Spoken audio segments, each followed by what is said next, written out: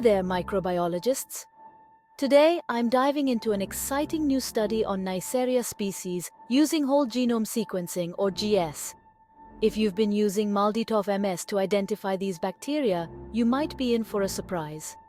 Neisseria are bacteria that hang out in our throats. Some are harmless, but others, like Neisseria meningitidis, can cause serious diseases. Traditionally, labs use MALDI-TOF-MS to identify Neisseria species, but it's not always spot on.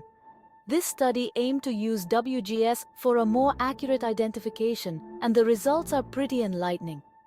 Researchers analyzed 119 throat samples, comparing the performance of MALDI-TOF-MS against WGS. They focused on a gene called RPLF and employed ribosomal multilocus sequence typing, or RMLST, to get a detailed look at the genetic makeup of these bacteria. The goal? To see if genetic information could up the accuracy game in identifying Neisseria species. Here's the kicker. WGS outperformed MALDI-TOF-MS, revealing 8 different Neisseria species in the samples. 4 samples were misidentified by MALDI-TOF-MS. 3 of those, initially thought to be N. meningitidis, turned out to be different species entirely. This highlights a significant limitation of MALDI-TOF-MS and underscores the need for more precise methods like WGS. One of the most fascinating findings was about Neisseria. The study identified 2 distinct groups of Neisseria, one group primarily found in the general population and another in men who have sex with men.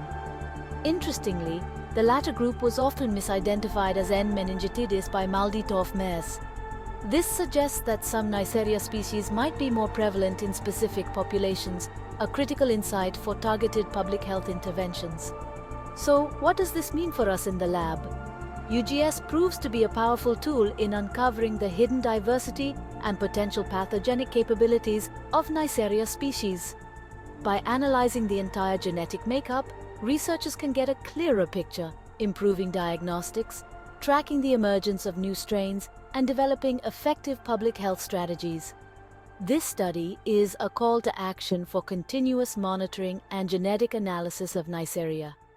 It's essential for keeping up with the evolving landscape of these bacteria and ensuring accurate identification and reporting. So let's embrace the power of genomics in our microbiology work and push the boundaries of what we can discover. Thanks for tuning in. Stay curious and keep exploring.